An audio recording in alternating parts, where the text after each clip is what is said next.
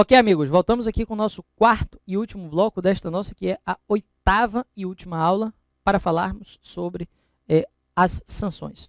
Pelos atos de improbidade, você já viu que os atos estão nos artigos 9, 10 e 11, e eles trazem aí o enriquecimento ilícito, que é o mais grave, o prejuízo ao erário, que é o médio, e trazem também a violação de princípios da administração. As penas vêm no artigo 12 e as sanções mais graves, repito, elas estão relacionadas com o artigo 9º, que é o enriquecimento ilícito. Perda de função, perda de bens, ressarcimento ao erário, perda de função, perda de bens, ressarcimento ao erário, suspensão de direitos políticos de 8 até 10 anos, multa de até 3 vezes o valor do enriquecimento e proibição de contratar com o poder público por um período de 10 anos. Do outro lado, quando o ato ele importa não mais enriquecimento ilícito, mas sim prejuízo ao erário, que é o artigo 10, atos que causem lesão ao erário, qualquer ação ou omissão dolosa ou culposa. E eu quero aproveitar esse momento para dizer que essa é a única espécie de ato de improbidade que admite a maneira culposa. Porque todas as outras necessariamente têm que ter o quê? Dolo. Todas as outras necessariamente são modalidades dolosas. O artigo 9º e o artigo 11. Mas o artigo 10, ele pode ser de maneira dolosa ou de maneira culposa. O artigo 10, eu repito, ele pode ser tanto de maneira dolosa quanto de maneira culposa. Beleza, meus caros? Tudo jóia? Tudo tranquilo? Tanto de maneira dolosa quanto de maneira culposa, você tem aí atos que ensejem a perda patrimonial, desvio, apropriação, malbaratamento ou dilapidação dos bens e haveres da entidade. De algum modo, isso vai ser o quê? Prejuízo ao erário. E quais são as penas, Éden? Olha lá, no artigo 10. Aqui, como eu disse, você lembrou de 6 penas no artigo 9 e você aplica essas 6 penas de um modo geral no artigo 10. Por exemplo, perda da função, toma lá da cá. Perda dos bens, toma lá da cá. Ressarcimento ao erário, toma lá da cá. Ou seja, a metade já foi idêntica. E aí, o que nós temos além disso? Que algumas peculiaridades, agora nessas últimas 3. Que se no enriquecimento ilícito, que é o ato mais grave, a suspensão foi de 8 até 10 anos, aqui, no prejuízo ao erário, de 5 a 8 anos, será a suspensão dos direitos políticos. Se lá no enriquecimento ilícito, multa de até 3 vezes o valor do enriquecimento, aqui a multa será de até 2 vezes o valor do dano. Aqui a multa será de até 2 vezes o valor do dano. E, com certeza, se lá a proibição de contratar com o poder público e também de licitar e de receber incentivos foi por 10 anos, aqui essa proibição vai ser por um prazo de 5 anos. Beleza? Tudo jóia? Então, recapitulando as penas para os atos que causem dano e prejuízo ao erário, você tem aí perda de função, perda de bens, ressarcimento ao erário, suspensão dos direitos políticos por um período de 5 a 8 anos, multa de até 2 vezes o valor do dano e proibição de contratar com a administração pública e também de licitar e receber incentivos fiscais por um período de 5 anos. Tudo beleza? Tudo jóia? E evoluindo no raciocínio, o que é que nós temos? Nós temos aí o último ato. Você tem aí que também agora só na modalidade dolosa, assim como o primeiro, que é o enriquecimento ilícito, você tem ato de improbidade que atenta contra princípios da administração pública. Constitui ato de improbidade administrativa que atenta contra os princípios da administração pública, qualquer ação ou omissão que viole os deveres de honestidade, imparcialidade, legalidade e lealdade às instituições, notadamente. E as penas, Éden, para quem pratica ato de improbidade considerado violador de princípios da administração, você tem aí penas agora as mais brandas. A ordem é decrescente mesmo, a ordem de gravidade das penas. As mais graves são as do artigo 9º. As do artigo 10 são penas mais light, intermediárias. E as mais brandas de todas, a do artigo 11, porque atos que são considerados violadores dos princípios da administração pública. Na tela, observe. Bom, primeiro, tem perda de função, professor? Tem. Assim como no enriquecimento, assim como no dano ao erário, você tem aí perda de função. Aqui a perda de bens não, porque não houve acréscimo. Lá no enriquecimento ilícito, perda de bens adquiridos ilicitamente. No dano ao erário, perda de bens no valor do dano. Não há perda de bens aqui não violação de princípio, porque não houve acréscimo de bens. E se não houve acréscimo, não haverá perda.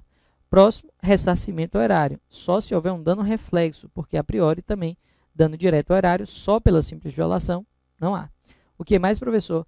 Você tem aí agora uma suspensão dos direitos políticos, que pode variar por um período, que pode durar por um período que varia de 3 até 5 anos. Então, suspensão de direitos políticos por um prazo de 3 até 5 anos. Você tem aí multa de até 100 vezes a remuneração do agente, porque perceba, aqui é 3 vezes o valor do enriquecimento, porque teve enriquecimento ilícito. Aqui é 2 vezes o valor do dano, porque teve dano e prejuízo ao erário. Mas como aqui não se falou nem de enriquecimento e nem de dano ao erário, você pega um parâmetro. O parâmetro é a remuneração do agente. Nesse caso, até 100 vezes a remuneração. E a observação 4, meus amigos, ela vai trazer uma pergunta. A observação 4, ela vai trazer o seguinte: e aqueles que não recebem remuneração? A multa se aplica como? Observação 4, aos agentes que não recebem remuneração, a multa se aplica por adequação. Aos agentes que não recebem remuneração, a multa se aplica por adequação punitiva. Exemplo, lembra daqueles agentes públicos que nós falamos desse instante? Olha aí a utilidade de estudar agentes com atos de improbidade, com improbidade. A gente viu que são requisitados na categoria de particulares em colaboração, aquela que foi a terceira espécie que nós estudamos de agentes públicos, os mesários em dia de eleição, os jurados no tribunal do júri, que exercem uma função pública, ainda que transitoriamente e sem remuneração. Que, ainda que transitoriamente e sem remuneração, exerçam função pública. Ainda que de maneira transitória e sem remuneração, exercendo função pública, ainda que transitoriamente e sem remuneração, o que nós temos, Eden? Com toda tranquilidade, nós temos aí na tela, olha lá, você tem aí o sujeito, ele vai ser agente público e, claro, vai poder responder. Se viola princípio, como não tem remuneração e não tem valor de enriquecimento, vai ser o quê? A multa, neste caso, deve ser aplicada com base no salário mínimo. Isso não é caso de vinculação, nem de índice, nem de utilizar o salário como índice de indexação. Isso aqui é constitucional segundo o Supremo. Então, nesse caso aqui, a multa vai ser de até 100 vezes a remuneração. E quando não houver remuneração, o parâmetro a ser utilizado vai ser o valor do salário mínimo vigente. Beleza? Então, violação de princípio da administração pública. Não houve enriquecimento ilícito, a multa que vier a ser aplicada, naturalmente, não poderá tomar como base um enriquecimento ilícito, o valor do enriquecimento, porque não houve enriquecimento. Da mesma forma, não houve dano comprovado ao erário. Então, a multa a ser aplicada, ela também não poderá ser. A multa a ser aplicada, ela também não poderá ser com base em quê, professor? A multa a ser aplicada, ela também não poderá ser com base, aqui em prejuízo ao erário, porque este não houve. Eu estou falando da terceira categoria de atos de improbidade do artigo 10, que é a violação de princípios, artigo 11, perdão, violação de princípios da administração. Então, você vai multar com base na remuneração do agente, só que até quanto? Até 100 vezes o valor da remuneração. Só que se esse sujeito ele não recebe remuneração, por quê? Porque ele é lá, o caso do mesário, do jurado, aí você vai utilizar como parâmetro o salário mínimo vigente. Beleza? E finalmente, olha lá, como pena mais light, a proibição de contratar também vai ser light. A proibição de contratar e também de participar de licitação e de receber incentivos fiscais, que no enriquecimento ilícito foi por 10 anos, que no prejuízo e dano ao erário foi de 5, aqui na violação de princípio da administração pública vai ser pelo período de 3. Aqui na violação da administração pública vai ser pelo período de 3 anos. Tudo beleza? Tudo jóia? Tudo tranquilo? Ora, meus caros, com isso nós fechamos aqui essa parte de improbidade. Na tela, olha lá, fechamos aqui a parte material, que fala do sujeito ativo, do sujeito passivo e dos atos de improbidade. Sujeito ativo, passivo e atos. E para terminar a improbidade, tópico 5. E aí a gente termina a improbidade administrativa com a chamada parte processual. Terminamos a improbidade administrativa agora com a parte processual, que traz o que, Eden? Primeira pergunta, quem é professor? Que vai aparecer aqui agora, no 5.1, como o sujeito não mais ativo do ato, e sim agora como o sujeito passivo da ação.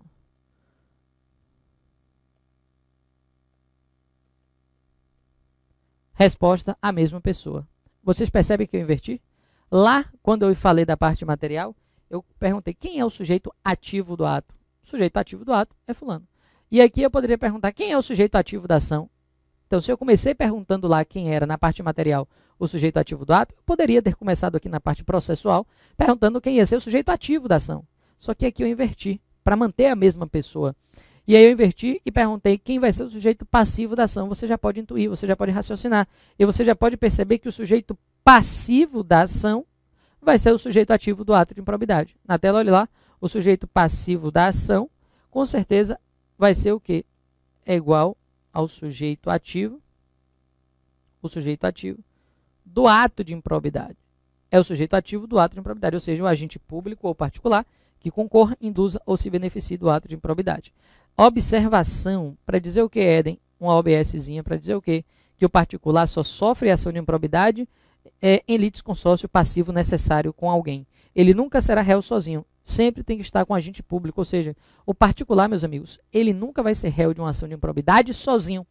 Para que um particular, a observação é essa, para que um particular possa ser réu em uma ação de improbidade, ele tem que estar no polo passivo, dividindo este polo, portanto, em conjunto com um agente público. Ele tem que estar no polo passivo em conjunto com um agente público. Tudo beleza? Tudo jóia? Tudo tranquilo?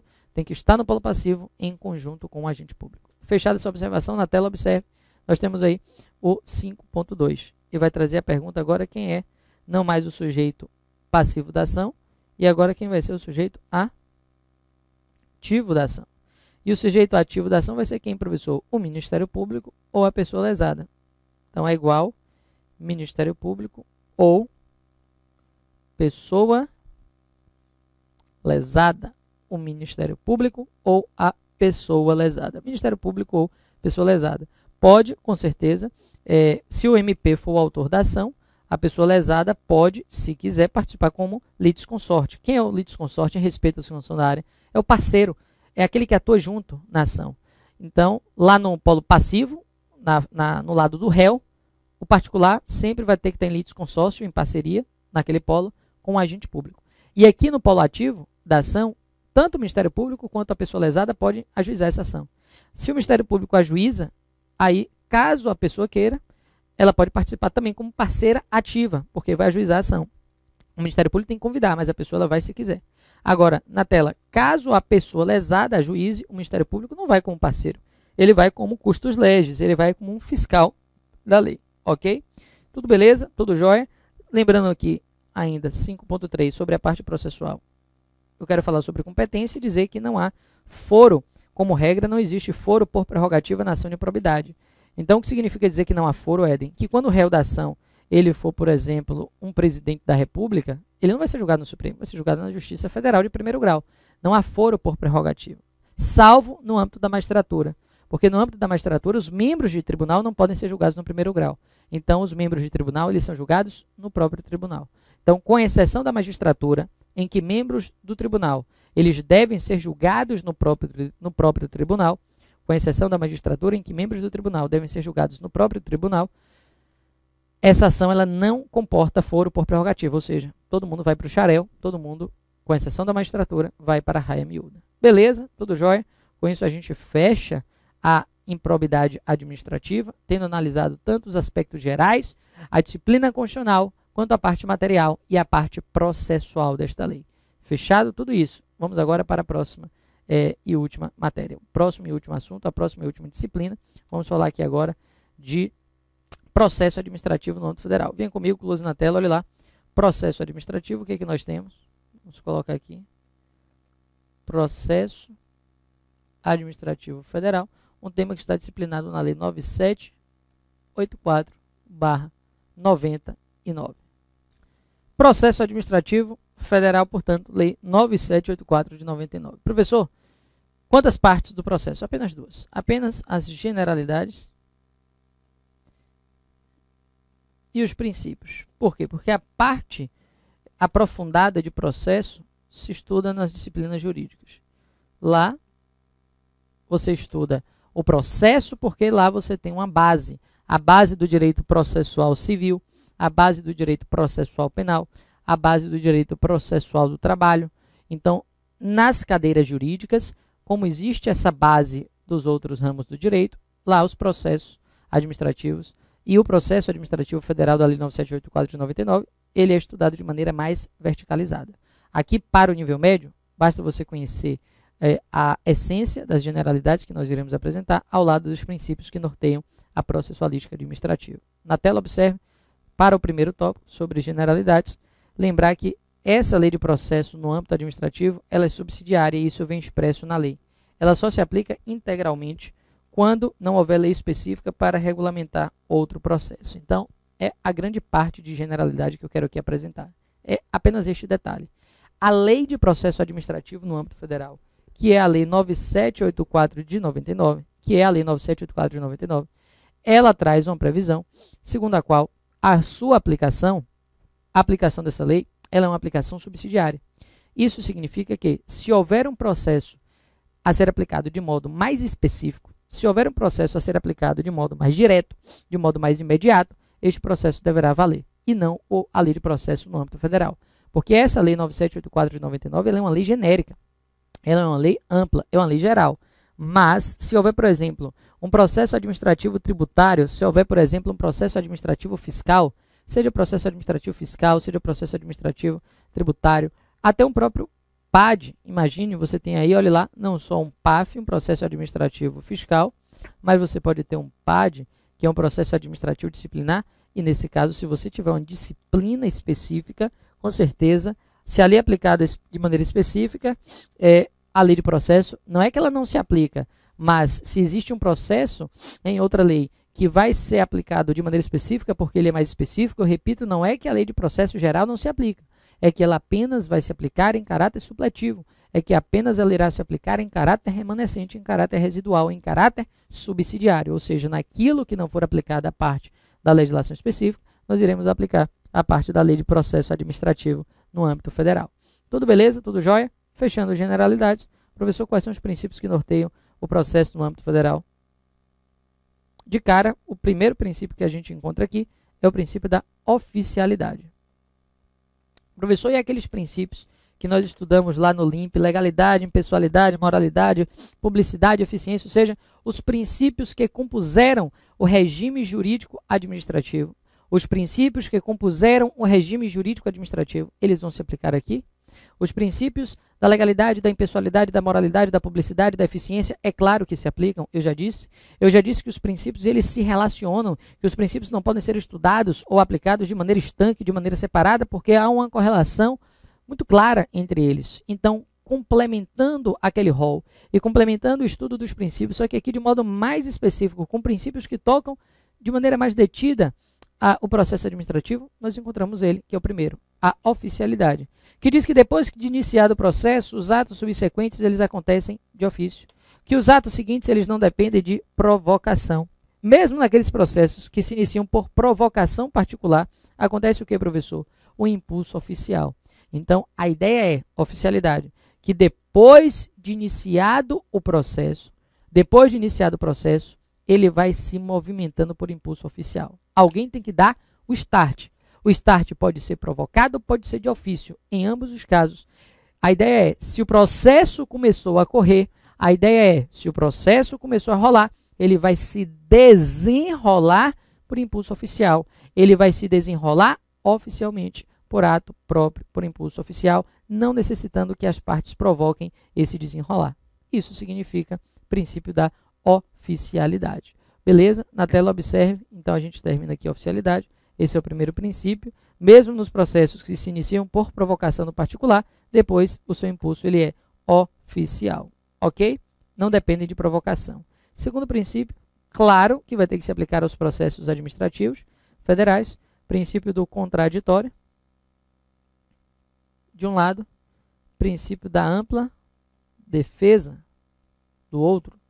De um lado, o princípio do contraditório, do outro lado, o princípio da ampla defesa. São garantias que se manifestam no processo, com certeza. Essa garantia, meus amigos, elas se manifestam tanto no processo judicial quanto no processo administrativo. É claro que a própria Constituição diz que aos acusados em geral, você tem o contraditório, você tem a ampla defesa, lembrando que contraditório é ciência do processo. O contraditório é ciência, porque é a partir do contraditório que se forma a chamada bilateralidade da relação jurídico-processual. Como é que o sujeito ele vai se defender dentro de um processo se ele não sabe que contra ele corre um processo? Como é que o sujeito ele vai se defender dentro de um processo se ele não sabe que contra ele corre um processo? Então, não formou-se o que é a bilateralidade, está unilateral. Eu estou lhe processando, eu de cá, não sei de nada, não sei de nada. Então, ele tem que olhar e receber esse contraditório para que seja formada essa bilateralidade da relação jurídico-processual. Até porque é só depois de formada essa bilateralidade que vai surgir a oportunidade efetiva de defesa. É somente depois de formada essa bilateralidade que nós teremos aí uma oportunidade efetiva de defesa. Você vai ter contraditório, você vai ter ampla defesa, com certeza, mas a ampla defesa ela vem depois do contraditório. Como não lembrar da súmula vinculante número 5, pode cair na sua prova, a súmula vinculante número 5 do Supremo Tribunal Federal, ela diz o que, Eden? Ela disse que é facultativa a presença do advogado no PAD. A súmula vinculante número 5 do Supremo Tribunal Federal, ela diz que é facultativa, que não é obrigatória. É facultativa a presença do advogado no processo administrativo disciplinar. Não ofende a Constituição. Ela diz que não ofende. Lamentável, mas é a posição do STF cristalizada na sua súmula de número 5 e de caráter vinculante. Lembrando também da súmula vinculante número 21, que diz o que, professor? Que é inconstitucional. Olha o que diz a súmula vinculante número 21. Ela diz que é inconstitucional a exigência de depósito ou arrolamento prévio de bens e dinheiro para a admissibilidade do recurso administrativo. É inconstitucional a exigência de depósito ou arrolamento prévio de bens e dinheiro para a admissibilidade do recurso administrativo. Isso aí é inconstitucional. Exigência de depósito ou arrolamento prévio de bens e dinheiro para a admissibilidade do recurso administrativo. Beleza? Na tela, olha lá. Não há como falar em ampla defesa sem trazer para o debate este princípio. Tranquilo? Evoluindo no raciocínio. Próximo princípio. Princípio da instrumentalidade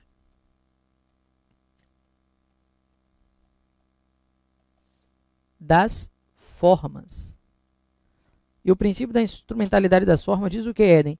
Mesmo que determinados atos do processo tenham uma forma determinada, essa forma existe para alcançar o interesse público.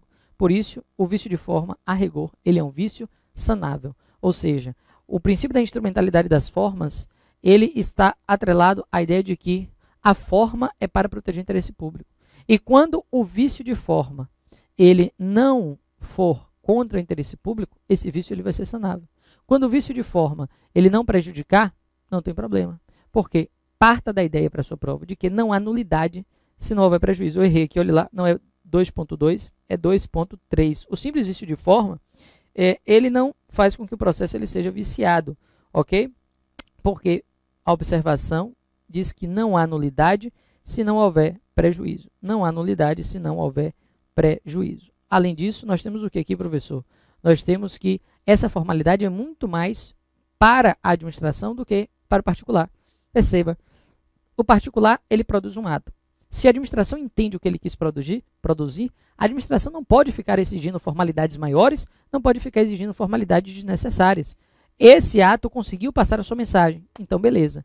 Agora, se do outro lado é a administração que não está cumprindo formalidades, mas esse descumprimento ele pode violar direitos dos administrados, dos processados, dos cidadãos, aí, meus amigos, aí existe um ônus, porque aí a administração ela vai ter que corrigir essas formalidades.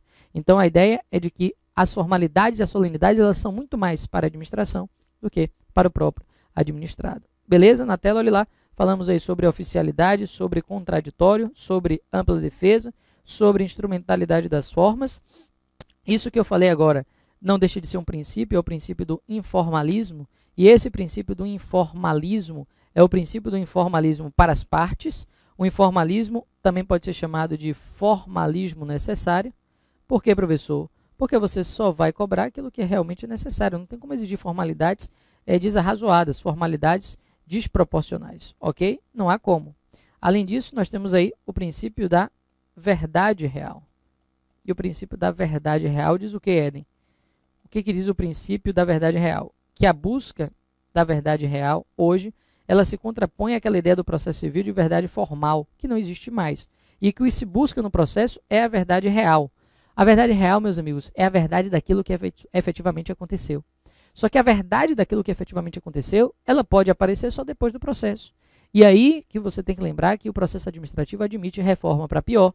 Aí que você tem que lembrar que o processo administrativo admite reforma para pior no recurso administrativo, admite reforma para pior no pedido de reconsideração, como eu já disse, só não admite na revisão administrativa, que é como se fosse a revisão criminal do processo penal, que é como se fosse a ação rescisória do processo civil, mas tirando a revisão administrativa, que é quando já fez coisa julgada e surgiu fato novo e você quer revisar aquela decisão, tirando ela, que não admite a reforma para pior, Os recursos admitem. Então, se você, cuidado, tirou 7 num concurso, na sua prova dissertativa, isso já aconteceu com um aluno meu, e ele recorre porque ele achou que ele deveria tirar 8, pode ser que sua nota baixe para 6. E foi o que aconteceu com o aluno. O aluno tinha tirado 7, recorreu pleiteando 8, e o recurso viu que ele tinha errado mais coisas do que inicialmente a banca tinha identificado. E aí ele caiu para a nota 6, porque no recurso administrativo admite-se o que? A reforma para pior, assim como no pedido de reconsideração. Se você pede para determinada autoridade reanalisar aquela decisão que ela já tinha analisado, ela pode reformar para pior. Beleza? Na tela, olhe lá. Então, essa verdade real, meus amigos, essa busca da verdade real, ela embasa o formalismo. Por quê? Porque nós temos aí a possibilidade de o ato praticado pelo particular não respeite alguma forma, mas se não apresenta vício, foi como eu disse, não há não há como existir nulidade se não houver prejuízo. E aí, para terminar, último princípio do processo, que é o princípio da gratuidade. Princípio da gratuidade. Não há pagamento de custas nem emolumentos no processo administrativo. Por quê? Porque o processo, por mais que ele seja do interesse do particular, ele é antes, mais ainda, de interesse da administração. E aí, não depende de custeio do particular, a administração que custeia os seus processos, porque o processo até pode ser interessante para o particular, mas acredite, sempre um processo administrativo, ele vai ser sempre muito mais interessante para a própria administração do que para aquele particular. Sempre um processo administrativo, ele será muito mais interessante para a própria administração do que para o particular. Beleza? Tudo jóia, tudo tranquilo? Com isso a gente fecha o nosso último assunto. Nós falamos aqui sobre, repito, regime jurídico administrativo, princípios, sobre a parte preliminar, noções introdutórias do direito administrativo. Então, noções introdutórias, princípios, organização, poderes, atos administrativos, serviços públicos, controle da administração pública, responsabilidade civil do Estado, agentes públicos, processo administrativo no âmbito federal, improbidade. Agentes públicos, improbidade e processo. Por esses 11 temas, transitamos por todos, pensando aquilo que havia de mais importante, aprofundando naquilo que deveria ser aprofundado dentro daquele aprofundamento, daquela densidade teórica necessária e, é claro, priorizando e até dedicando uma maior quantidade de tempo para aqueles assuntos que são mais cobrados. Eu desejo, nesse concurso que se aproxima, que se avizinha, toda a sorte do mundo, que você tenha todo o sucesso, que você possa colher e plantar essas sementes. Você planta hoje as melhores sementes e que você possa colher as melhores sementes. A Bíblia, ela diz que os frutos, eles só dão na estação certa, só na estação certa. E nós, seres humanos, somos por demais imediatistas. Queremos tudo ao nosso tempo, quando na verdade só o Pai sabe a hora de nos dar a vitória. Façamos a nossa parte e Ele nos ajudará. E por isso eu sempre digo que resta-nos apenas ter absoluta confiança, resta-nos apenas ter absoluta convicção e fé na força superior que dirige os nossos caminhos. Nas palavras do inesquecível Luiz Gonzaga Júnior, tenhamos sempre, meus amigos, fé na vida, fé no homem, fé no que virá. Nós podemos tudo, nós podemos mais. Vamos lá fazer o que será. Muito